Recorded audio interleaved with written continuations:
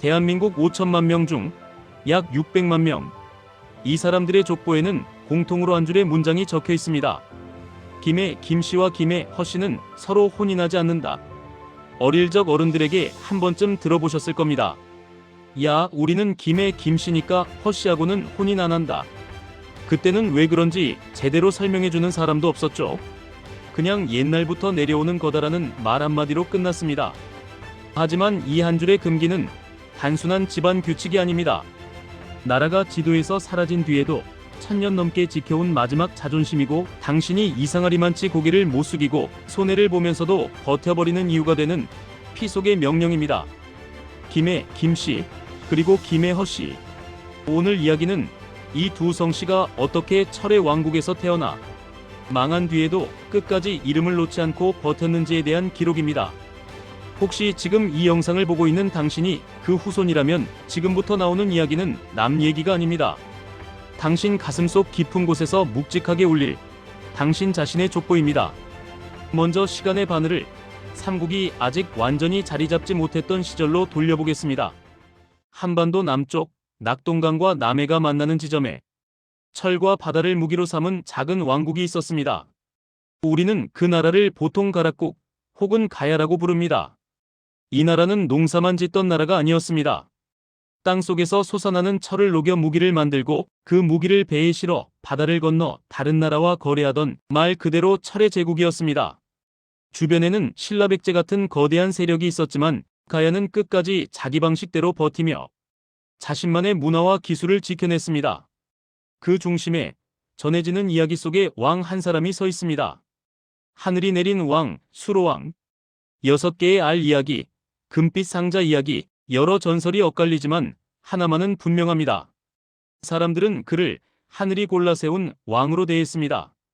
그리고 그의 이름에서 오늘 김해, 김씨의 김자가 시작되었다고 수많은 족보와 이야기가 전해줍니다. 그런데 이 왕의 곁에 한 여인이 더 있습니다. 멀리 바다를 건너온 사람, 허황옥.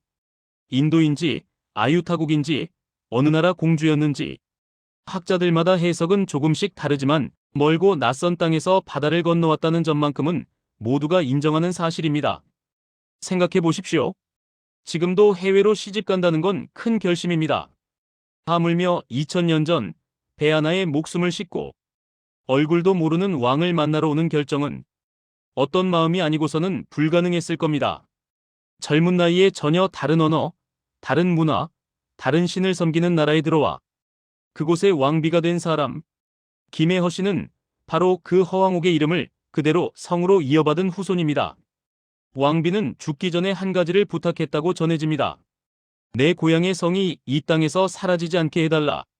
왕은 그 말을 받아들여 아들들 가운데 일부에게 어머니의 성인 허를 그대로 내려주었습니다. 그 순간부터 김해 김씨와 김해 허씨는 성은 다르지만 피는 하나인 형제 성씨가 되었습니다. 그래서 김해 김씨와 김해 허씨의 족보를 깊이 들여다보면 뿌리 끝자락에서 두 줄기가 다시 하나로 만나는 기이한 장면을 보게 됩니다. 한쪽에는 철의 왕국을 세운 왕의 이름이, 다른 한쪽에는 바다를 건너온 왕비의 이름이 나란히 서 있는 것입니다. 여기서 중요한 건 이 사람들이 섞였다는 사실이 아닙니다. 진짜 핵심은 섞이되 아무렇게나 섞이지 않았다는 데 있습니다. 그들은 허황옥의 성을 살려주기 위해 일부 아들에게 허씨 성을 주었습니다. 하지만 동시에 이 둘이 다시 뒤엉켜버리지 않도록 김해 김씨와 김해 허씨의 혼인을 금하는 강력한 선 하나를 그었습니다. 너희는 같은 피디라? 그러니 아무렇게나 혼인하여 족보를 흐리지 말라. 이 말은 단순히 유전자 문제가 아니었습니다. 왕국이 망해도 나라 이름이 사라져도 우리는 어디에서 왔는지 어떻게 섞였는지 잊지 않겠다는 피의 약속이었습니다. 이 약속은 가야가 역사의 무대에서 사라진 뒤에도 살아남았습니다. 큰 나라들 사이에 끼어 결국 병합당했지만 사람들은 성을 버리지 않았습니다. 김해 김씨, 김해 허씨라는 이름을 끝까지 붙들고 늘어졌습니다. 이름을 버렸다면 훨씬 편하게 살 수 있었을지도 모릅니다. 새 왕조에 맞춰 성을 바꾸고 유리한 가문에 기대어 올라갈 수도 있었을 것입니다. 하지만 이 사람들은 그렇게 하지 않았습니다. 우리는 망한 왕국의 후손이다. 이 불편한 문장을 오히려 자존심으로 삼았습니다. 누구에게 자랑하기 위한 자존심이 아니라 자기 자신을 속이지 않기 위한 자존심. 이게 바로 김씨와 허씨의 첫 번째 기질입니다. 이제 시선을 오늘로 돌려볼까요? 혹시 살아오면서 이런 말을 들어보지 않으셨습니까? 진짜 고집 세다 너. 좀만 참으면 좋은 게 좋지 않냐? 남들은 대충 웃고 넘어가는 자리에서 이상하게 당신만은 말이 안 나옵니다. 억지로 고개를 숙이고 돌아와도 샤워기 물줄기 맞으면서 아까 왜 그 말을 못 참았을까? 스스로를 다그치며 씩씩거려 본 적이 있으실 겁니다. 회사의 규칙, 조직의 분위기, 인맥과 줄 세우기가 모든 것을 결정하는 것처럼 보일 때도 어딘가에서 이런 목소리가 올라옵니다. 그래도 이 선까지는 넘지 말자. 여기서까지 무릎 꿇으면 나중에 내 얼굴을 못 보겠다. 남들은 그걸 보고 융통성 없다고 말합니다. 하지만 가락국의 역사를 알고 나면 그 고집이 단지 성격 문제가 아님을 알게 됩니다. 주변 강대국 사이에서 살아남아야 했던 작은 철의 왕국. 이 나라는 남의 눈치만 보면서는 버틸 수 없었습니다. 때로는 백제와 손을 잡고 때로는 신라와 거래하면서도 끝까지 자기 목소리를 내야 했습니다. 철을 팔지 않으면 나라가 굶고 철을 잘못 팔면 강대국의 미움을 사는 자리. 그 자리에서 심장이 가장 먼저 배운 건 눈치가 아니라 지켜야 할 선과 넘지 말아야 할 선이었습니다. 왕과 왕비의 후손이라는 말은 그래서 단순한 허세 문장이 아닙니다. 그건 한번 마음을 정하면 끝까지 가버리는 사람들이라는 뜻입니다. 김씨, 허씨 후손들 가운데는 타협이 너무 안 돼서 스스로를 미워하는 사람들이 있습니다. 조금만 부드러워지면 좋을 텐데 왜 나는 이 모양일까? 그럴 때마다 오늘 이 이야기를 떠올려 보셨으면 좋겠습니다. 당신 안에는 나라가 사라진 뒤에도 이름을 버리지 않겠다고 이를 악물고 버텼던 사람들의 기질이 섞여 있습니다. 남들이 보기에는 답답한 고집일지 몰라도 역사 속에서는 그 고집 덕분에 왕국의 이름이 기록에 남았습니다. 물론 모든 고집이 다 옳은 것은 아닙니다. 자존심 때문에 가족을 상처 입히고 자리를 잃어버리고 관계를 끊어버리는 건 누구에게도 도움이 되지 않습니다. 그러나 정말 중요한 순간 이 선을 넘으면 나는 나를 잃는다라고 느끼는 지점이 있다면 그때만큼은 오늘 이야기 속 조상들을 떠올려 보십시오. 바다를 건너와 낯선 땅에서 왕비가 된 허황옥. 철과 바다를 동시에 다스리며 강대국 사이를 버텨야 했던 수로왕. 나라가 무너진 뒤에도 성과 족보를 바꾸지 않고 버텨온 수많은 후손들. 그들이 지키려 했던 건 초라해진 현실 속에서도 우리는 누구인가를 잊지 않는 태도였습니다. 당신이 끝내 포기하지 못한 그 기준이 있다면 그건 그냥 고집이 아니라 무너진 왕국의 마지막 깃발을 지금도 들고 있는 손이라고 생각해 보세요. 오늘 영상의 첫 장, 김씨와 허씨의 이야기는 여기까지입니다. 우리가 살펴본 건 단지 전설이나 족보가 아니라 망해도 품격은 지키겠다는 사람들의 방식이었습니다. 이제 시선을 조금 옮겨보겠습니다. 가야가 무너진 뒤 한반도의 패권은 결국 어디로 향했을까요? 왕을 직접 배출한 가문, 전주 이씨와 한양 조씨가 무대 위로 올라옵니다. 철의 왕국에서 왕조의 심장부로 이제 두 번째 문을 열 시간입니다. 그리고 그 문 너머에도 당신 피 속에 흐르는 또 다른 표정이 기다리고 있습니다. 가야의 깃발이 내려간 뒤 한반도 권력의 무게추는 북쪽으로 그리고 한 왕의 성으로 옮겨갔습니다. 이제 무대 중앙에 서는 이름은 더 이상 김이 아니라 이였습니다. 대한민국 어디를 가든 가장 흔한 성 이씨. 하지만 그 가운데 본관 전주라는 5글자가 찍혀 있으면 공기가 조금 달라집니다. 동네 마트에서 계산을 하다 주민등록증을 보여줘도 공무원 창구에서 서류를 넘겨도 가끔 이런 한마디가 따라붙습니다. 오, 왕족이시네. 웃으면서 넘기지만 속으로는 조금 애매합니다.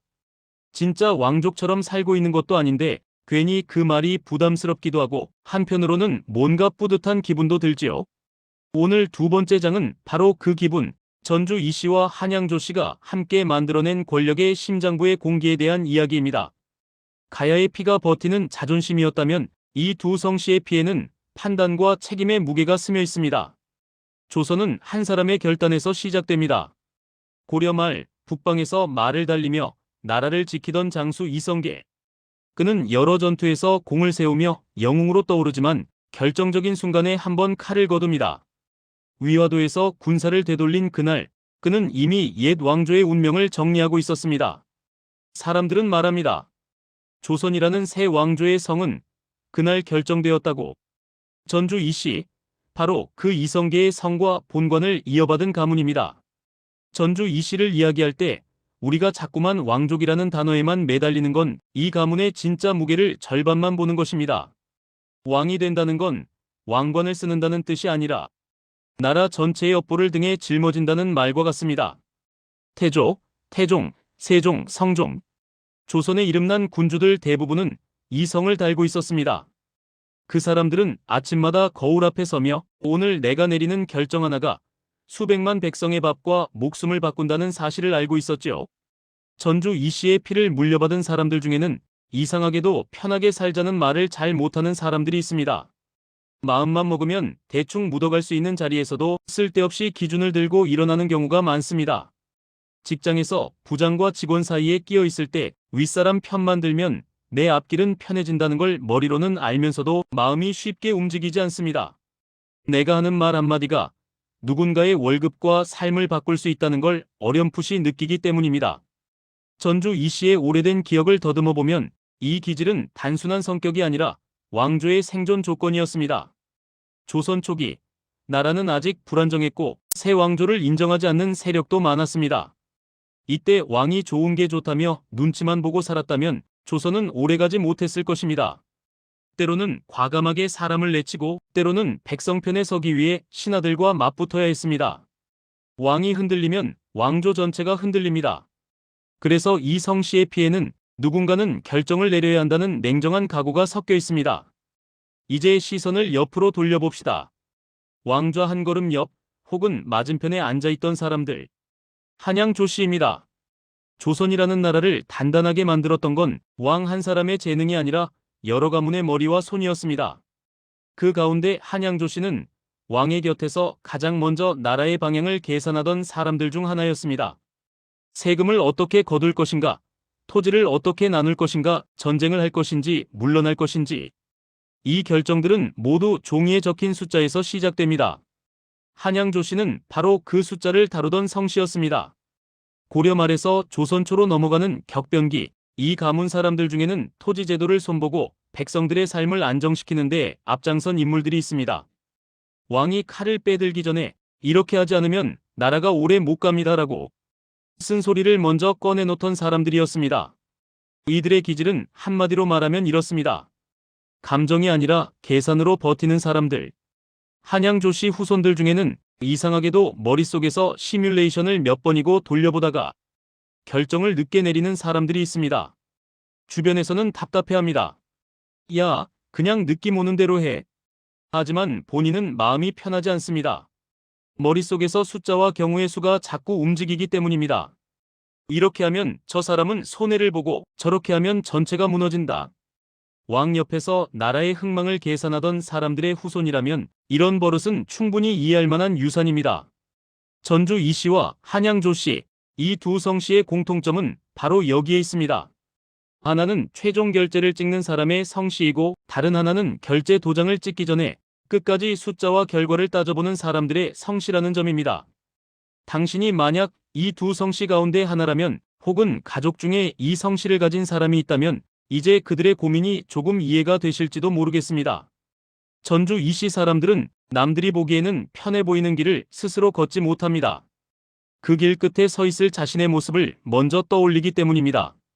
이렇게까지 타협해놓고 나중에 내 이름을 내 아이들 앞에서 당당히 말할 수 있을까? 그래서 승진을 눈앞에 두고도 이상하게 한 번씩 상사와 맞붙어버립니다. 실수인 줄 알면서도 참다 한마디를 던져버립니다. 한양 조씨 사람들은 억울한 일을 당해도 바로 들고 일어나지 못할 때가 있습니다. 남들처럼 소리를 지르지 못하고 일단 머릿속에서 상황을 꿰맞춰보기 바쁩니다. 여기서 그냥 참으면 내가 손해인데 지금 싸우면 이 조직 전체가 깨지는 건 아닐까. 그래서 옆에서 지켜보는 사람은 답답하지만 막상 일이 터졌을 때는 누구보다 냉정하게 대처합니다. 이미 머릿속에서 수십 번은 시뮬레이션을 돌려봤기 때문입니다. 이 두 성씨의 피에는 공통된 한 문장이 숨어 있습니다. 누군가는 욕을 먹더라도 정리를 해야 한다. 왕이라는 자리는 결국 누구에게 욕을 먹을지 선택하는 자리입니다. 어떤 결정이든 누군가는 손해를 보고 누군가는 이익을 봅니다.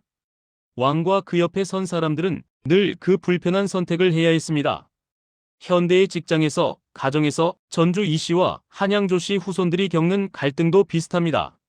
아버지로서, 팀장으로서, 친구들 사이에서 어쩔 수 없이 중간에 서게 될 때가 있습니다. 누군가의 편만 들 수 없는 자리, 모두를 만족시킬 수 없다는 걸 알면서도 결정을 내려야 하는 자리 말입니다. 그때마다 사람들은 말합니다. 당신이 중간에서 너무 고생한다. 하지만 속으로는 이런 생각이 스칩니다. 그래도 누군가는 해야 할 일이지. 바로 그 순간 당신의 피 속에서는 왕과 대신들의 오래된 대화가 다시 시작됩니다. 전하, 이 길로 가시면 원망을 사시겠지만 나라가 삽니다. 알겠다. 그럼 내가 욕을 먹겠다. 당신이 오늘도 억울함을 삼키면서도 끝까지 책임을 버리지 못하는 이유는 단순히 착해서도 아니고 바보라서도 아닐지 모릅니다. 왕조의 심장부에서 몇백 년 동안 나라를 굴리던 사람들의 기준이 여전히 당신 안에서 작동하고 있기 때문입니다. 물론 여기에도 주의할 점이 있습니다. 책임감이 지나치면 나머지 사람들은 편해지고 당신만 병이 납니다. 모든 일을 다 떠안고 모든 결정을 혼자 감당하려다가 어느 날 갑자기 쓰러져 버리는 아버지, 회사에서, 가정에서 우리는 그런 모습을 숱하게 봤습니다. 전주 이 씨와 한양조 씨가 우리에게 남겨준 진짜 교훈은 모든 걸 혼자 감당하라가 아닙니다. 결정을 피하지 말되 결정을 내릴 때 무엇을 기준으로 할 것인가를 잊지 말라는 것입니다. 왕이든 대신이든 결국 자신에게 던져야 할 마지막 질문은 하나였습니다. 이 결정이 10년 뒤 내 이름을 어떻게 만들 것인가? 오늘 당신이 하게 될 선택들에도 같은 질문을 살짝 얹어보셨으면 합니다. 당장은 손해처럼 보여도 10년 뒤에 돌아봤을 때 그래도 그때 잘 버텼다라고 말할 수 있다면 그게 바로 왕조가 남긴 기준에 가까운 선택일지 모릅니다. 가야의 자존심이 버티는 힘이었다면 조선의 심장부를 지탱한 힘은 책임과 계산, 그리고 욕을 먹더라도 결정을 미루지 않는 각오였습니다. 전주 이 씨와 한양조 씨의 이야기는 결국 이렇게 묻고 있습니다. 당신은 당신 이름 석자를 어디에다 서명하고 있습니까? 이제 권력의 중심에서 조금 벗어나 다른 종류의 칼을 든 성씨들을 만나러 가보겠습니다. 문장과 학문으로 세상을 버틴 사람들, 밀양 박 씨와 경주 최 씨의 차례입니다. 권력의 칼 끝에서 한 발짝 물러나면 또 다른 칼이 하나 보입니다. 피를 묻히지는 않지만 사람의 인생과 집안의 운명을 갈라버리는 칼. 바로 붓입니다. 조선이라는 나라에서 붓은 칼보다 무서웠습니다. 왕이 칙령을 내리기 전에 먼저 붓이 움직였습니다. 어느 집 자식이 과거에 급제했는지, 누가 상소문을 올려 왕의 마음을 흔들었는지 한 줄 글씨가 집안의 흥망을 쥐고 흔들었습니다. 오늘 세 번째 장의 주인공은 이 붓을 들고 세상을 버틴 사람들입니다. 밀양 박 씨, 경주 최 씨. 혹시 이런 말 들어보셨습니까? 밀양 박 씨는 공부 안 하면 죄 짓는 줄 안다. 경주 최 씨는 돈을 벌어도 자기 입에 다 넣지 않는다. 누가 처음 이런 말을 만들었는지는 모르지만 두 성씨를 관통하는 공기 하나는 정확히 짚어냈습니다. 배운 만큼 가진 만큼 더 조심하라. 먼저 밀양 박 씨부터 문을 열어보겠습니다. 밀양 박 씨 가문은 오래전부터 학문과 관리, 즉 글 읽고 나라 일 맡는 일과 깊이 엮여온 성씨로 알려져 있습니다. 조선시대 과거 시험 합격자 명단을 펼쳐보면 박 씨 성 가운데 밀양을 본관으로 둔 이름들이 유난히 눈에 띕니다. 이 집안의 아들들에게 글은 선택이 아니라 의무였습니다. 어린 시절부터 새벽이 되면 한옥마당의 서늘한 공기 속에서 책소리가 먼저 깨어났습니다. 아이들은 졸린 눈을 비비며 서당으로 끌려가고 대청마루에서는 아버지와 할아버지가 붓을 들고 글씨를 쓰며 하루를 열었습니다. 우리 집안은 글로 밥을 먹고 산다. 이 한마디가 밀양 박 씨 집안 아이들의 어깨 위에 평생 내려앉아 있었습니다. 그래서 지금도 밀양 박 씨 후손들 가운데는 이상하게 공부라는 단어에 유난히 민감한 사람들이 많습니다. 학벌 콤플렉스든 자부심이든 어느 쪽으로든 크게 흔들립니다. 좋은 대학을 나오지 못했으면 평생 마음 한구석이 찜찜합니다. 남들이 이 나이에 공부는 무슨 공부냐고 말해도 혼자서 책을 사들고 와 밤을 새우곤 합니다. 반대로 좋은 학교를 나왔다면 그 사실을 떠벌리지도 못합니다. 왠지 모르게 배운 사람답게 살아야 한다는 압박이 머리 위에 내려앉기 때문입니다. 아무 데서나 목소리를 높였다가도 집에 돌아오는 길에는 이런 생각이 스칩니다. 내가 괜히 집안 이름에 먹칠한 거 아닌가? 밀양 박 씨의 피 속에는 배움이 곧 권력이고 동시에 짐이라는 감각이 태어날 때부터 새겨져 있는지도 모릅니다. 조선의 선비들은 벼슬을 얻기 위해 공부했지만 그 벼슬을 지키기 위해서는 언제든 그것을 내려놓을 각오도 해야 했습니다. 밀양 박 씨 가문에서 전해지는 여러 이야기를 따라가 보면 사또 자리를 내려놓고 낙향해 초가집에서 책만 읽다 세상을 떠난 사람들, 억울한 백성을 위해 상소를 올렸다가 좌천당하거나 벼슬길에서 밀려난 인물들이 적지 않게 등장합니다. 이 사람들은 배운 사람답게 살라는 말을 그저 멋진 구호가 아니라 실제로 지켜야 할 계약으로 받아들였습니다. 그래서 이 집안 후손들은 지금도 이상하게 부끄러움에 민감합니다. 술자리에서 헛소리를 하고 돌아와도 다음날 아침 해장보다 먼저 떠오르는 생각이 어제 내 말이 지나치지 않았나입니다. 직장에서 아무도 신경 쓰지 않는 보고서 한 장을 작성할 때도 눈에 보이지 않는 사람이 하나 더 앞에 앉아 있는 것 같습니다. 이 글 밑에 박 씨라는 이름을 얹을 건가? 이 상상의 독자는 바로 자신 뒤에서 조용히 지켜보고 있을 조상들의 그림자입니다. 이제 시선을 경주로 옮겨보겠습니다. 경주 최 씨라는 이름을 들으면 많은 사람들이 가장 먼저 떠올리는 것이 있습니다. 최 부잣집. 조선 후기 수백 년 동안 부를 유지하면서도 이상하리만치 검소한 생활을 했던 집안. 곧잘 TV 다큐멘터리에도 등장하는 이 집의 성씨가 바로 경주 최 씨입니다. 사실 이 집안의 이야기를 굳이 외울 필요는 없습니다. 경주 최 씨라는 네 글자 속에는 이미 몇 가지 규칙이 상징처럼 붙어 있습니다.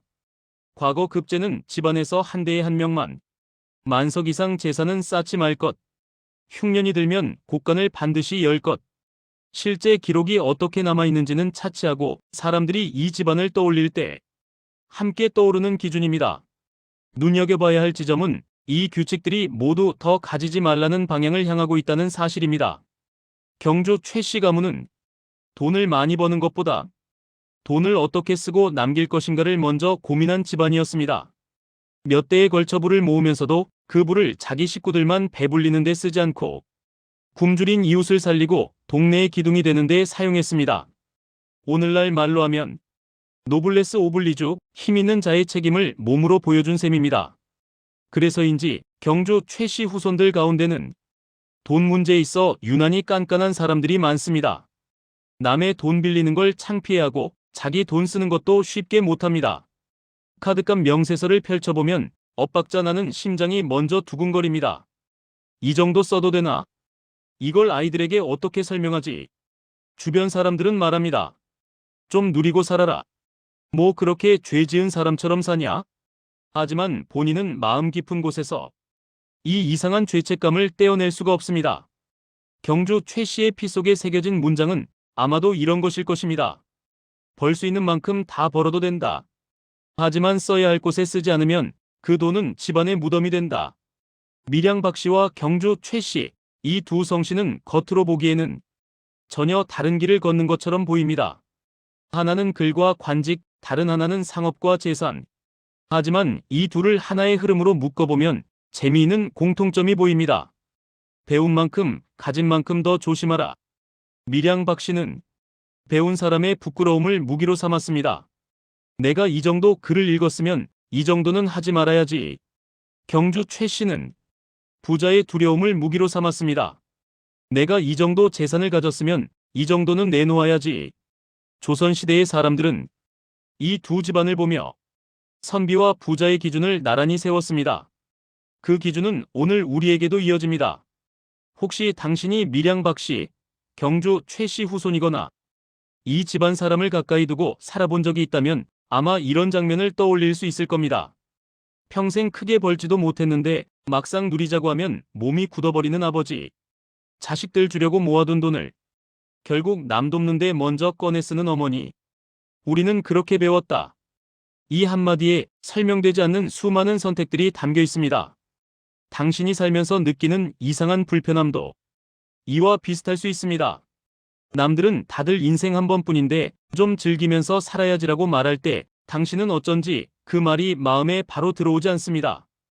게임 한 번, 여행 한 번에도 머릿속에서 계산기가 먼저 돌아갑니다. 이 돈이면 아이 학원비를 2달은 낼 수 있는데 내가 이 나이에 이렇게 써도 되는 건가? 그러면서도 막상 주변에 정말 어려운 사람이 생기면 자기 형편도 빠듯하면서 먼저 지갑을 엽니다. 누가 보든 말든 기어이 돕고 나서야 마음이 조금 놓입니다. 이건 단순히 성격이 소심해서가 아닙니다. 밀양 박 씨와 경주 최 씨가 수백 년 동안 지켜온 문장과 재산의 규칙이 당신의 몸을 빌려 다시 한번 작동하고 있는 것입니다. 물론 이러한 기준도 균형을 잃으면 스스로를 망가뜨릴 수 있습니다. 지나친 자기 검열은 당신을 발전시키는 대신 당신을 올가매는 족쇄가 됩니다. 밀양 박 씨의 후손이 배운 사람답게 살아야 한다는 말에 매달리다가 자신이 해온 모든 노력을 성적과 직함으로만 평가한다면 결국 아무것도 아닌 사람처럼 느껴질 것입니다. 경주 최 씨의 후손이 부자는 절대 사치하면 안 된다는 생각에 갇혀 평생 자신의 욕구를 억눌러 버린다면 나중에는 자신이 무엇을 좋아하는지조차 알지 못하게 될 겁니다. 그러니 이 두 성씨가 남긴 기준을 조금 다르게 받아들이는 것이 필요합니다.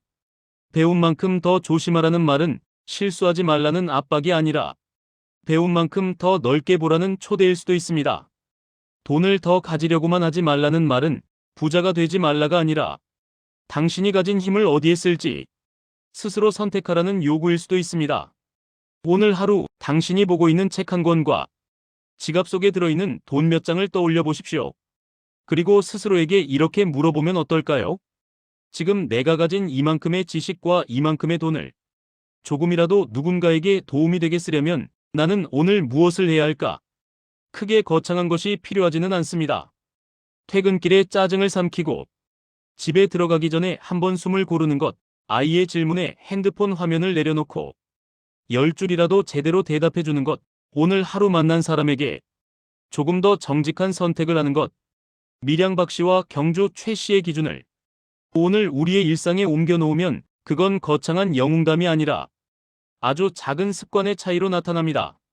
가야의 자존심이 무너져도 버티는 힘을 보여줬다면 전주 이 씨와 한양 조 씨가 결정과 책임의 무게를 알려주었다면 밀양 박 씨와 경주 최 씨는 배움과 부를 어떻게 다룰 것인가라는 조금 다른 칼을 우리 손에 쥐어줍니다. 이제 당신에게 남은 질문은 하나입니다. 나는 내가 가진 것을 어떤 얼굴로 쓰고 있는가? 다음 장에서는 북과 돈을 넘어 몸 자체를 방패 삼아 전쟁터 끝선에서 나라를 버틴 사람들을 만나보겠습니다. 동네 정씨, 진주강씨, 피냄새 나는 전장을 맨몸으로 버틴 성씨들의 이야기가 당신의 또 다른 표정을 깨워줄지도 모릅니다. 북과 돈의 이야기를 지나오면 또 하나의 얼굴이 보입니다. 글로 세상을 움직이는 사람도 있고 재물로 마을을 지키는 사람도 있지만 어떤 사람들은 그 모든 것 앞에 먼저 몸을 내놓습니다. 앞에서 맞아줄 사람이 없으면 아무리 훌륭한 글도 아무리 많은 재산도 한순간에 불타버린다는 걸 알았던 사람들. 오늘 네 번째 장의 주인공은 바로 그 맨몸으로 버티는 사람들입니다. 동네 정씨, 진주강씨. 이 두 성씨의 공통 키워드는 단순합니다. 끝선. 항상 제일 앞, 제일 아래, 제일 바깥에 서 있습니다. 그 자리가 편해서가 아니라 누군가는 거기에 서 있어야 뒤에 있는 사람들이 잠을 잘 수 있기 때문입니다. 먼저 동네 정씨의 문을 열어보겠습니다. 동네라는 이름에는 늘 바다 냄새가 묻어 있습니다. 파도가 부서지는 소리, 언제든 적선이 밀려올 수 있는 해안. 옛사람들에게 동네는 나라의 문지방 같은 곳이었습니다. 이 문지방을 지키는 사람들의 가문 가운데 하나가 동네 정씨입니다. 조상들의 삶을 따라가 보면 이 집안에는 해안방어, 변방수비와 인연이 깊은 인물들이 여럿 등장합니다. 누군가는 군관으로, 누군가는 수령으로 늘 나라와 바다 사이 어딘가를 지키고 서 있었습니다. 이들은 책상머리에서만 나라를 논하는 사람들이 아니었습니다. 비가 오든 눈이 오든 언제 적이 쳐들어올지 모르는 해안을 바라보며 밤을 지새우던 사람들입니다. 동네 정씨 후손들 가운데는 이상하게도 경계에 예민한 사람들이 많습니다. 가족들 사이에서, 직장 동료들 사이에서 어디까지는 농담이고 어디부터는 선을 넘는 건지 눈치가 기가 막히게 빨리 움직입니다. 그래서 누가 분위기를 망치거나 선을 살짝 넘는 행동을 하면 무의식적으로 먼저 한마디 나갑니다. 야, 거기까지만 해. 말투는 거칠어도 그 말 안에는 이 선을 넘으면 다 같이 다친다는 계산이 깔려 있습니다. 집안에서도 비슷합니다. 가족들의 말다툼이 점점 커지면 기분이 좋든 나쁘든 결국 나서게 됩니다. 이제 그만해라. 어른 앞에서 그게 무슨 소리냐. 그 한마디가 나오기까지 안에서 수많은 생각이 오갑니다. 내가 안 나서면 이 집안은 어디로 흘러갈까? 동네 정씨라는 이름을 들고 살아가는 사람들의 마음속에는 눈에 보이지 않는 파도가 끊임없이 밀려오고 있습니다. 사람들은 말합니다. 너무 오지랖 넓다. 그냥 각자 살게 놔두면 되지 않냐? 하지만 이들에게 앞에서 막아주는 역할은 선택이 아니라 거의 본능에 가깝습니다. 누군가 속으로 이렇게 중얼거리는 듯합니다. 내가 한 대 맞으면 뒤에 있는 사람은 안 맞는다. 진주 강씨의 이야기도 비슷한 길을 걷습니다. 진주라는 땅 역시 예로부터 전쟁과 때려야 뗄 수 없는 곳이었습니다. 강을 끼고 길목을 차지한 땅. 한번 성이 무너지면 그 뒤에 있는 땅들이 줄줄이 무너질 수 있는 자리였습니다. 그곳의 성씨 가운데 하나인 강씨, 그 중에서도 진주 강씨는 오래전부터 버틴다는 이미지와 함께 불려왔습니다. 진주 강씨에 대해 사람들 입에 오르내리는 말 중 하나는 고집입니다. 그런데 이 고집은 단순히 자기 뜻을 관철시키겠다는 유치한 고집이 아닙니다. 한 번 맡은 자리는 웬만해서는 놓지 못하는 고집. 내가 이 자리를 떠나면 뒤가 위험해진다는 걸 알기 때문에 끝까지 버티고 서 있는 고집입니다. 회사에서 가장 힘든 팀, 가장 피곤한 자리, 가장 욕을 많이 먹는 부서를 맡고 있는 사람들 중에 이 성씨가 유난히 눈에 띄기도 합니다. 보직을 바꾸라고 몇 번이나 제안받아도 이상하게 움직이지 않습니다. 새로운 자리도 좋은 자리입니다 라는 말에 겉으로는 생각해보겠습니다 라고 대답하면서도 속으로는 이런 계산이 돌아갑니다. 내가 나가면 여기 사람들은 어떻게 되지? 지금은 나라도 버티고 있으니까 이 정도지. 나마저 빠지면 여기 다 무너지는 건 아닐까? 진주 강씨라는 이름을 달고 있는 사람들 가운데는 이상하게도 자기 인생의 중요한 시기를 가장 힘든 자리에 쏟아붓는 사람들 비율이 높습니다. 친구들은 말합니다. 넌 왜 맨날 그렇게 힘든 걸 골라서 하냐? 그럴 때마다 대답은 엉성합니다. 뭐, 누군가는 해야 되니까. 이 엉성한 대답 뒤에는 수백 년 동안 전쟁터와 변방에서 축적된 한 가지 문장이 숨어 있습니다. 내가 빠지는 순간 구멍이 난다. 동네 정씨와 진주 강씨, 이 두 성씨는 한 나라의 몸 바깥에서 몸 자체로 방패가 되어 버틴 사람들의 성씨입니다. 붓을 들고 싸울 수도 있고 재산으로 싸울 수도 있지만 맨 처음 총알과 화살을 맞는 건 항상 이런 사람들이었습니다. 그래서인지 이 집안 후손들 가운데는 두려움과 분노를 다루는 방식이 다른 사람들과 조금 다릅니다. 먼저 두려움. 이 사람들은 겁이 없는 게 아닙니다. 오히려 누구보다도 상황을 빨리 파악합니다. 지금 이게 얼마나 위험한지, 어디까지 밀리면 안 되는지. 그래서 남들보다 일찍 긴장합니다. 위기 상황이 오면 가장 먼저 얼굴이 굳어지는 사람들입니다. 하지만 신기하게도 그 순간부터는 더 이상 물러나지 않습니다. 어차피 올 게 왔구나. 그러면 여기서 버티자. 이런 식의 묵직한 결심이 마음속에서 자리를 잡습니다.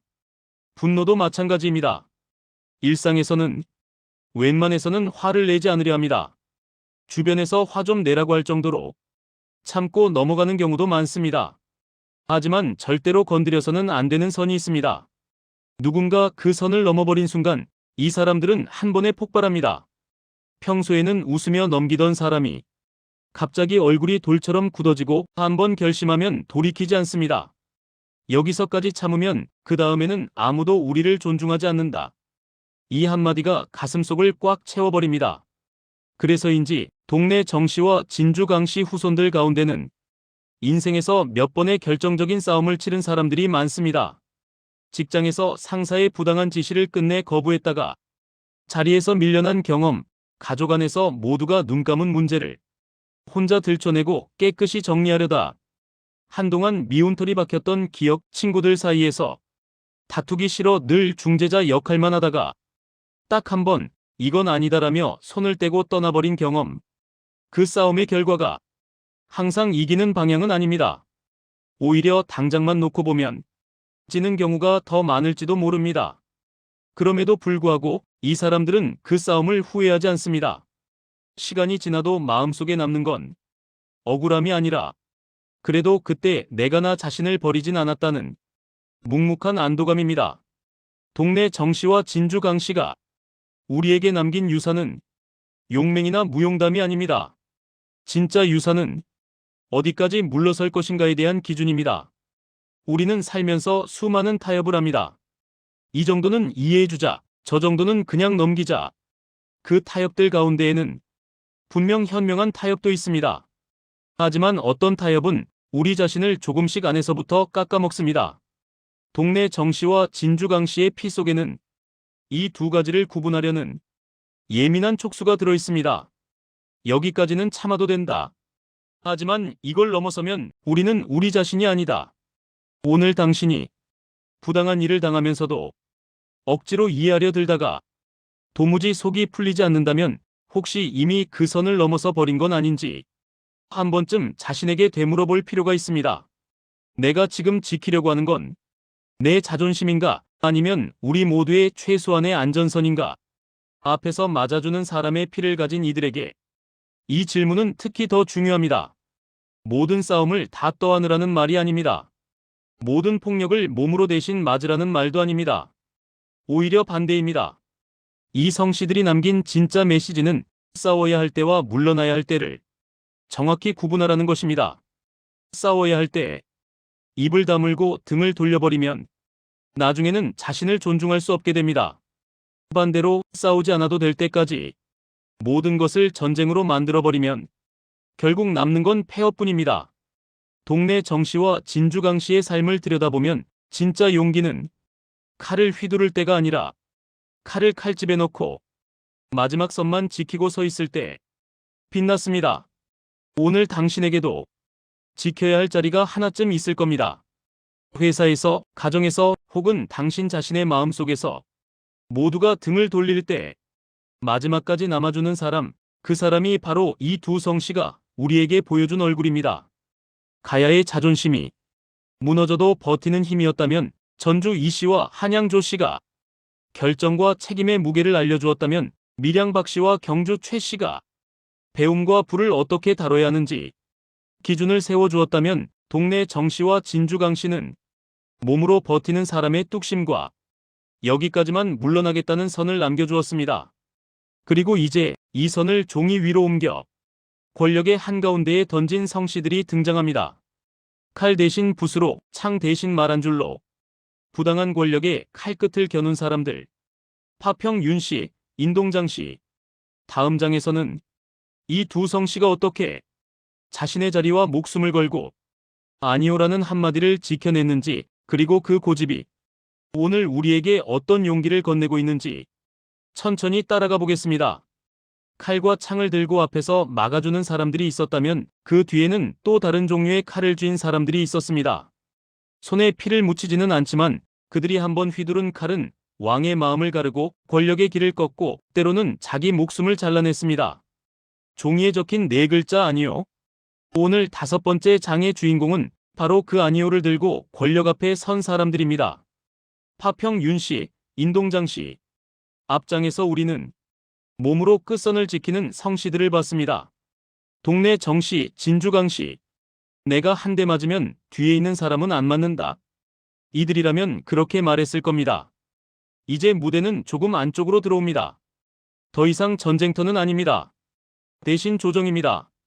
궁궐안, 회의가 열리는 전각, 왕의 자리에서 한두 걸음 떨어진 마루.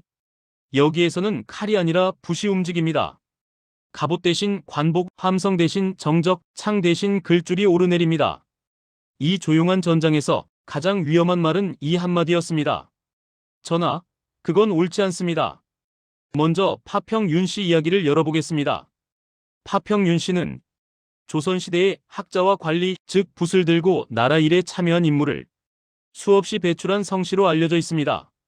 그들은 왕을 도와 나라를 세우는 손이기도 했지만 때로는 왕의 손목을 붙잡고 여기서 더 가시면 안 됩니다라고 말하는 사람들도 있었습니다.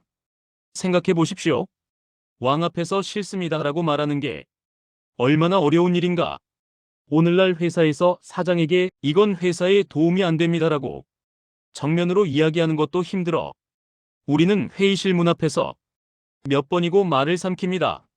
하물며 왕 앞에서 내가 하는 말 한마디에 따라 내 자리, 내 집안, 내 목숨까지 갈려나갈 수 있던 시대였습니다. 그럼에도 불구하고 누군가는 그 말을 해야 했습니다. 그래서 필요한 사람들이 바로 파평 윤씨 같은 가문이었습니다. 이 집안 사람들의 공기 속에는 이상한 긴장감이 섞여 있습니다. 권력의 한가운데에 있으면서도 그 권력을 부러워하기만 하는 것이 아니라 이게 제대로 가고 있는가를 끊임없이 점검하는 기질. 파평 윤씨 후손들 가운데는 이상하게도 잘 나가는 사람들 옆에서 주저없이 브레이크를 잡으려 하는 사람들이 많습니다. 팀이 성과를 내고 실적이 올라가고 윗사람에게 칭찬을 듣는 순간에도 이들은 마음이 완전히 놓이지 않습니다. 좋긴 한데 이대로 계속 가도 되는 건가? 그래서 회의 자리에서 분위기가 한껏 올라갔을 때 이상한 한마디를 끼워 넣습니다. 근데 말입니다. 이 부분은 나중에 문제가 될 수 있습니다. 사람들은 속으로 탄식합니다. 또 시작이다 또. 괜히 기분 좋은 자리에 찬물을 끼얹는 사람. 눈치 없다고도 하고 분위기 못 읽는다고도 합니다. 하지만 시간이 지나 문제가 실제로 터졌을 때 사람들은 뒤늦게 떠올립니다. 그때 그 사람이 미리 말했었지. 파평 윤씨의 피해는 이런 식의 사전 경고 본능이 들어 있습니다. 조선의 조정에서 이들은 왕과 권력자들의 말에 사사건건 시비를 걸려는 사람들이 아니라 나중에 더 큰 화를 막기 위해 지금 이 자리에서 욕을 먹겠다고 결심한 사람들이었습니다. 그래서 이 집안 사람들의 멘탈에는 항상 두 개의 목소리가 동시에 떠돌았습니다. 괜히 나섰다가 찍혀서 죽을 수도 있다. 그래도 지금 말을 안 하면 나중에 더 많은 사람이 다친다. 이 두 목소리 사이에서 결국 입을 연 사람들의 성씨가 지금 우리가 알고 있는 파평 윤씨입니다. 오늘을 사는 우리에게 이 기질은 어떻게 나타날까요? 당신이 어느 조직에서 일을 하든 꼭 한 명쯤은 불편한 소리 담당자가 있습니다. 힘들게 만든 계획에 문제점을 짚고 다들 박수치는 자리에서 혼자 찬물을 끼얹는 사람. 사람들은 그런 사람을 피곤해합니다. 하지만 이상하게도 위기가 찾아올 때면 제일 먼저 그 사람을 찾습니다. 이 상황 어떻게 봐야 합니까? 파평 윤씨의 후손들은 바로 이런 역할에서 자기 존재감을 느끼기도 합니다. 욕먹을 줄 알면서도 말하고 사라질 줄 알면서도 서명을 합니다. 그게 바로 권력을 위해 일하기보다 권력을 견제하기 위해 존재하는 사람들의 삶의 방식이기 때문입니다. 이제 시선을 조금 더 거친 방향으로 돌려보겠습니다. 파평 윤씨가 붓과 말로 브레이크를 잡았다면 인동장 씨는 공을 세우고도 욕심을 거두는 방식으로 권력의 칼끝을 겨눈 성씨였습니다. 전쟁터에서 피를 흘리는 장수들은 공을 세우면 당연히 그 대가를 바랄 수 있습니다. 더 높은 자리, 더 많은 토지, 더 큰 권력. 하지만 인동장 씨 사람들의 이야기를 따라가다 보면 이 공과 대가의 공식에서 조금 비켜난 선택들이 보입니다. 이 집안의 시조로 전해지는 인물은 나라가 뒤숭숭할 때 칼을 들고 전장에 나섰다가 공을 세우고도 욕심을 과하게 부리지 않았다고 전해집니다. 나라가 어려울 때 힘을 쓴 건 후손들에게 물려줄 자랑이지 당장 내 배를 불리기 위한 거래가 아니다. 이런 태도는 당대 기준으로 보면 어리석어 보일 수도 있습니다. 다들 한 자리씩 챙겨갈 때 혼자 적당한 선에서 물러나는 사람들은 속으로 이렇게 말했을지도 모릅니다. 멍청하다. 저 기회에 왜 더 안 챙기지? 하지만 세월이 흐르고 나면 평가가 달라집니다. 욕심껏 챙겨놓은 자리는 몇 대 지나지 않아 허물어지는 경우가 많지만 적당한 때에 물러난 자리, 욕심을 줄이고 내놓은 권력은 오래도록 이름을 남깁니다. 인동장 씨 후손들 가운데는 이상하게도 딱 필요한 만큼만 가지려 한다는 말을 듣는 사람들이 많습니다. 승진 욕심이 없는 것도 아니고 돈에 관심이 없는 것도 아닙니다. 하지만 이 이상을 가지면 내가 나를 잃어버릴 것 같은 지점에 이르면 손을 때려는 본능이 작동합니다. 주변 사람들은 답답해합니다. 여기서 조금만 더 버티면 더 높은 자리도 갈 수 있는데 왜 꼭 이 시점에 그만두냐? 그때 이들의 입에서는 이상하게 비슷한 말이 나옵니다. 이 정도면 됐지. 이 이상은 내 욕심 같다. 인동장 씨의 피 속에는 이런 식의 선긋기가 들어 있습니다. 앞장에서 봤던 동네 정 씨와 진주 강 씨가 몸으로 끝선을 지키는 사람들이라면 인동장 씨는 욕심과 권력의 끝선을 지키는 사람들입니다. 할 수 있음에도 하지 않는 것, 가질 수 있음에도 내려놓는 것. 이건 단순히 겸손이 아니라 무너진 뒤의 모습을 미리 내다본 사람들의 선택입니다. 오늘을 사는 우리에게 이런 기질은 어떤 얼굴로 나타날까요? 당신이 삶에서 몇 번은 이런 경험을 해봤을 겁니다. 업무 능력을 인정받아 점점 더 많은 일이 몰려들 때 사람들은 당신에게 말합니다. 너 아니면 누가 하냐? 지금이 기회다. 이럴 때 더 잡아라. 하지만 집에 돌아와 거울 앞에 서면 또 다른 목소리가 들립니다. 이렇게 계속 달리다 보면 결국 뭐가 남을까?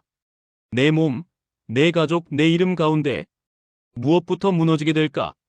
파평윤 씨의 기질을 가진 사람이라면 이 순간 이 방향 자체가 맞는가를 따져볼 것이고, 인동장 씨의 기질을 가진 사람이라면 여기서 더 가져가는 것이 옳은가를 먼저 생각해 볼 것입니다. 두 성씨 모두 손해를 감수하면서까지 멈추거나 제동을 겁니다. 파평윤 씨는 말로, 상소로, 보고서로 권력의 속도를 늦춥니다. 인동장 씨는 욕심을 줄이고 자리를 내려놓고 더 가지려는 주변의 압력을 뿌리치며 자기 안의 기준을 지킵니다. 그래서인지 이 두 집안 후손들 가운데는 왜 그렇게 세상에 적당히 맞춰 살지 못하냐는 말을 자주 듣는 사람들이 많습니다. 회식 자리에서 윗사람의 잘못된 농담에 웃지 못하고 회사 안의 부조리를 보고도 못 본 척하지 못하며 이 정도는 다들 하는 건데라는 말에 끝까지 마음이 따라가지 않는 사람들. 어쩌면 그건 당신이 유난히 까다롭거나 세상을 모르는 이상주의자여서가 아닙니다. 누군가는 왕의 노여움을 무릅쓰고 상소를 올렸고, 누군가는 공신의 자리를 앞에 두고도 이 정도면 충분하다고 물러난 그 피의 연장선일지도 모릅니다. 물론 이 기질도 균형을 잃으면 나를 망가뜨릴 수 있습니다. 세상의 모든 부조리를 당신 혼자 고치겠다고 나서는 순간 당신은 금방 지쳐버립니다. 모든 욕심을 포기하고 모든 자리를 거부하다 보면 당신은 스스로를 가난과 고립으로 몰아넣게 됩니다. 그래서 이 두 성씨의 유산을 오늘 우리 삶에 옮길 때에는 다음과 같은 질문이 함께 따라가야 합니다. 지금 내가 걸고 있는 이 아니오가 정말로 지켜야 할 선을 위한 것인가? 아니면 상처받기 싫어서 모든 것을 거부하려는 도피인가? 파평윤 씨가 우리에게 알려주는 건 반대하라가 아닙니다. 반대해야 할 때를 외면하지 말라입니다. 인동장 씨가 우리에게 보여주는 건 욕심을 내지 말라가 아닙니다. 욕심을 줄여야 할 순간에 눈을 돌리지 말라입니다. 이 두 성씨의 피는 우리에게 다음과 같이 속삭입니다. 세상과 완전히 맞서 싸우지 않아도 된다. 하지만 거울 속의 나와는 끝까지 타협하지 말아라. 우리는 살면서 수없이 많은 예와 아니오를 말합니다.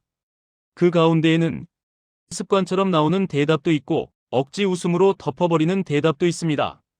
하지만 인생을 크게 바꾸는 순간의 대답은 대부분 아니오일 때가 많습니다. 이 일은 아무리 돈이 되어도 내가 할 일은 아니다. 이 사람과의 관계는 더 이상 나를 건강하게 하지 못한다. 이 정도까지는 참았지만 이 선을 넘는 말을 듣고도 웃고만 있을 수는 없다. 그 아니요 한마디를 꺼내기까지 우리는 수십 번, 수백 번 속으로 연습합니다. 그때 파평윤 씨와 인동장 씨의 이야기를 한번 떠올려 보셨으면 좋겠습니다. 권력의 중심에서 부와 명예의 한복판에서 그들은 결국 자신의 아니오를 선택했습니다. 그리고 그 대가를 자신과 가문이 함께 떠안았습니다. 당신이 오늘 내리는 작은 아니오는 그 정도로 거대한 결단은 아닐지도 모릅니다. 하지만 분명한 건 그 한마디가 당신의 삶을 다음 몇 년, 몇십 년 동안 어떤 방향으로 이끌지 모른다는 사실입니다. 가야의 자존심이 무너져도 버티는 힘을 전주 이 씨와 한양 조 씨가, 결정과 책임의 무게를 밀양 박 씨와 경주 최 씨가, 배움과 부의 기준을 동네 정 씨와 진주 강 씨가 몸으로 지키는 선을 보여줬다면, 파평 윤 씨와 인동장 씨는 권력과 욕심 앞에서 아니오라고 말하는 용기의 얼굴을 남겨줬습니다. 이제 마지막 장만이 남았습니다. 왕과 조정, 전쟁과 불을 지나 우리는 다시 땅으로 내려갑니다. 흙과 곡식, 굶주린 배와 메마른 논, 그리고 군량을 내어 나라를 살렸던 사람들, 나주 임씨, 청주한 씨. 마지막 장에서는 이 두 성씨가 어떻게 내곡간을 열어 남의 배를 채우는 사람들의 전통을 세웠는지, 그리고 그 정신이 오늘 당신의 삶에서 어떤 선택으로 이어질 수 있는지 천천히 따라가 보겠습니다. 왕과 조정, 전쟁과 불을 지나 우리는 마지막으로 다시 흙으로 내려갑니다. 칼을 든 사람도 붓을 든 사람도 결국 돌아와 기댈 곳은 땅이었습니다. 논과 밭, 창고와 곡간, 배를 채워주는 밥 한 숟갈이 없으면 어떤 정의도 오래 버티지 못합니다. 오늘 6번째, 마지막 장의 주인공은 바로 이 밥 한 숟갈을 지켜온 사람들입니다. 나주 임씨, 청주한 씨. 앞장까지의 이야기를 떠올려 봅시다. 가야의 피를 이은 사람들은 나라가 무너져도 이름을 놓지 않는 자존심을 보여줬습니다. 전주 이 씨와 한양 조 씨는 결정과 책임의 무게를 등에 지고 왕과 조정의 숨을 고르게 만들었습니다.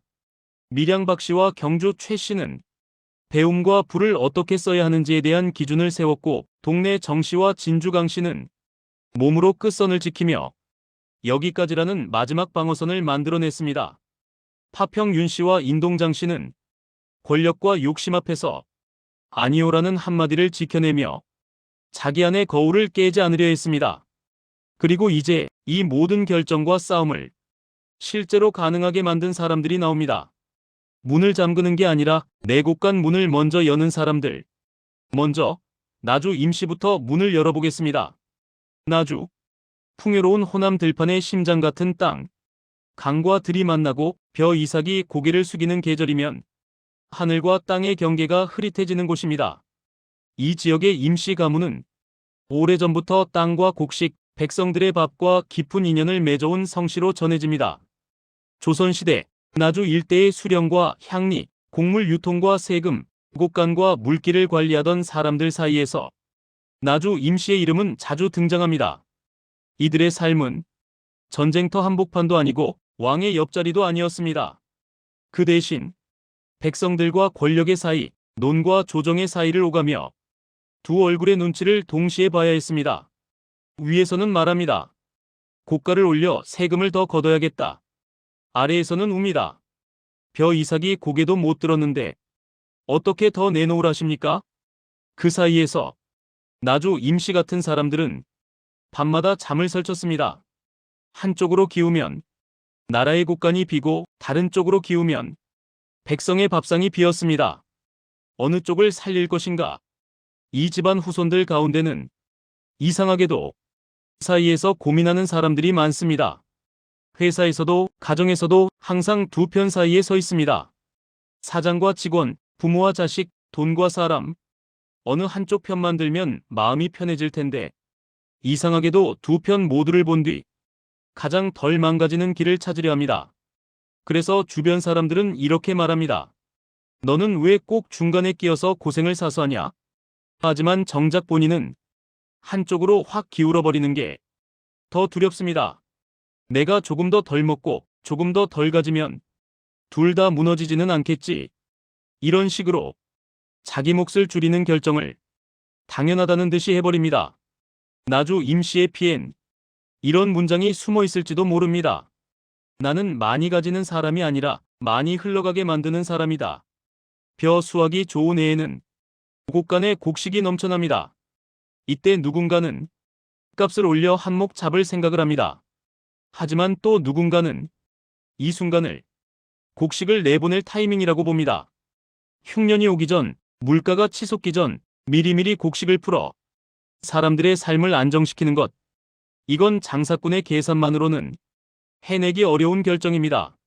손해를 감수하면서도 이렇게 하는 게 맞다고 믿는 사람들만이 할 수 있는 선택입니다. 나주 임씨 이야기를 따라가다 보면 곡식을 쌓아두고 버티는 대신 때를 봐가며 곡식을 풀어 시장과 마을의 숨을 고르게 만든 사람들의 흔적이 겹겹이 보입니다. 이 기질은 오늘 우리의 삶에서도 나타납니다. 당신이 가진 게 많지 않아도 주변에 어려운 사람이 생기면 먼저 손을 내미는 버릇, 적금을 깨서라도 부모님의 수술비를 보태고 자신의 노후 자금을 줄여서라도 자식의 학비를 감당하는 선택. 남들이 보기엔 계산이 안 서는 바보 같은 결정일 수 있지만 본인은 이상하게도 그 선택을 해야만 숨이 제대로 쉬어집니다. 내가 가진 게 이 정도밖에 안 되지만 그래도 이 정도는 내어놓을 수 있다. 이건 단순한 선행이 아니라 흐름을 살리는 본능이라고 할 수 있습니다. 나주 임씨라는 네 글자 안에는 이렇게 자기 몫을 줄여서라도 전체판을 살려놓으려는 사람들의 밥냄새와 흙냄새가 함께 들어있습니다. 이제 마지막으로 청주 한씨의 문을 엽니다. 청주. 내륙 깊숙이 옥수수와 벼, 곡식이 쌓이는 고장. 이 땅의 한씨, 그 중에서도 청주 한씨는 앞서 우리가 따로 이야기했던 것처럼 곡간을 열어 전쟁을 바꾼 사람의 이름을 시조로 모시고 있습니다. 전해지는 이야기에 따르면 고려 왕조가 막 나라를 세워가던 혼란기, 전쟁과 가뭄이 동시에 닥쳤습니다. 어느 쪽을 봐도 웃을 수 없는 시절이었습니다. 하늘에서는 비가 오지 않았고 땅에서는 곡식이 자라지 않았으며 사람들의 얼굴에서는 웃음이 말랐습니다. 그때 새 나라를 세우려는 왕의 군대가 굶주린 배를 움켜쥐고 청주 근처를 지나게 됩니다. 병사들은 며칠째 제대로 된 끼니를 먹지 못한 상태였고 말의 갈비뼈가 드러나기 시작했습니다. 전쟁은 아직 끝나지 않았고 군대가 무너지면 새 나라의 꿈도 함께 꺼져버릴 상황. 하지만 그 지방 사람들에게 군대는 부담스러운 존재였습니다. 우리도 굶고 있는데 저 사람들에게까지 곡식을 내어주면 우리는 뭐 먹고 사나? 그래서 많은 이들이 자기 집 곳간 문을 더 단단히 걸어 잠갔습니다. 그때 한 사람이 나옵니다. 청주 한씨의 시조로 전해지는 인물, 한란이라는 이름을 가진 지방 호족입니다.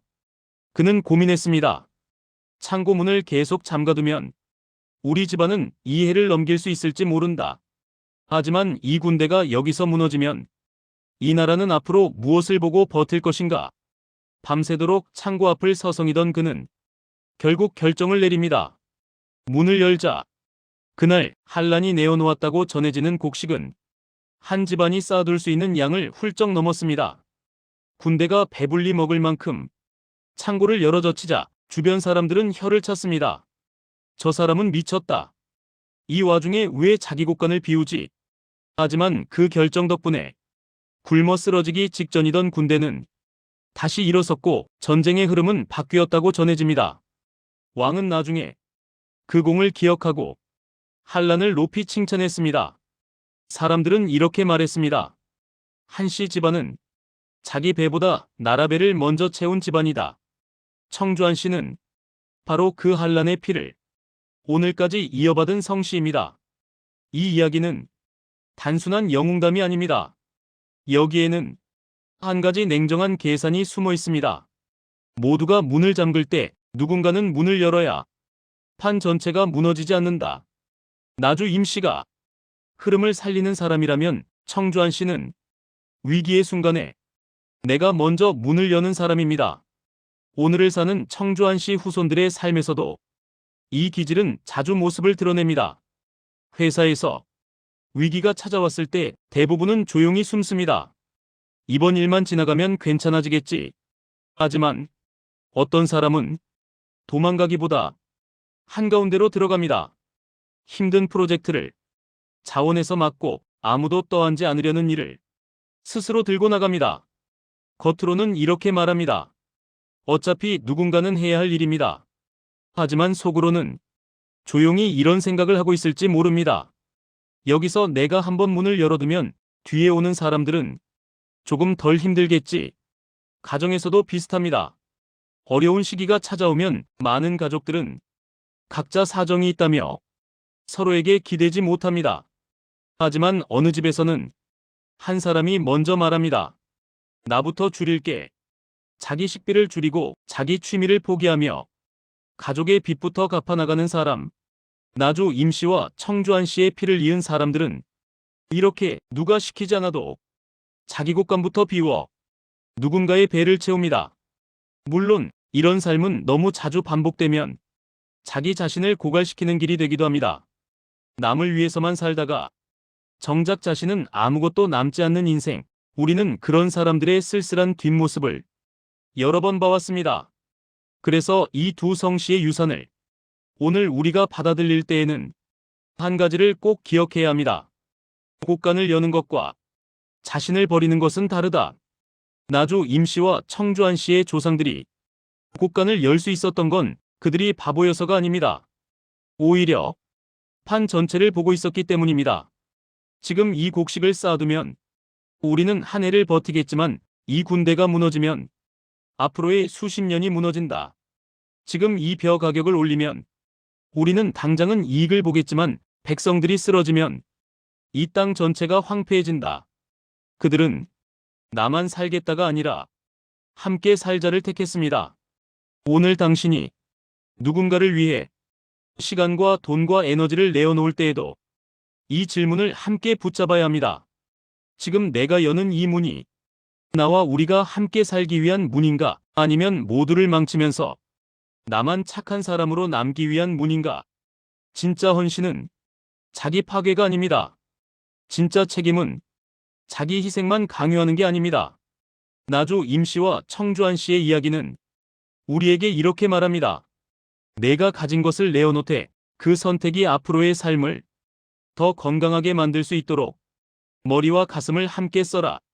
이제 우리의 긴 여정도 끝에 다다랐습니다. 가야의 깃발 아래에서 무너져도 이름을 놓지 않던 가문들, 조선 왕조의 심장부에서 결정과 책임의 무게를 견디던 사람들, 붓과 돈을 쥐고도 부끄러움을 잃지 않으려 했던 집안들, 전쟁터 끝선에서 몸으로 방패가 되어 버틴 성씨들, 권력과 욕심 앞에서 아니오를 선택했던 용기 있는 조상들, 그리고 마지막으로 자기 곳간을 열어 남의 배를 채운 사람들까지. 김해 김씨, 김해 허씨, 전주 이씨, 한양 조씨, 밀양 박씨, 경주 최씨, 동래 정씨, 진주 강씨, 파평 윤씨, 인동장씨, 나주 임씨, 청주한씨. 12개의 본관 이름을 따라가다 보니 결국 하나의 질문에 닿습니다. 당신은 어떤 피를 이어받았다고 믿고 싶은가? 우리는 흔히 피를 운명이라고 말합니다. 하지만 이야기를 조금만 깊이 들여다보면 그 피는 어떻게 살고 싶었는가에 대한 선조들의 선택이 켜켜이 쌓여 만들어진 것임을 알 수 있습니다.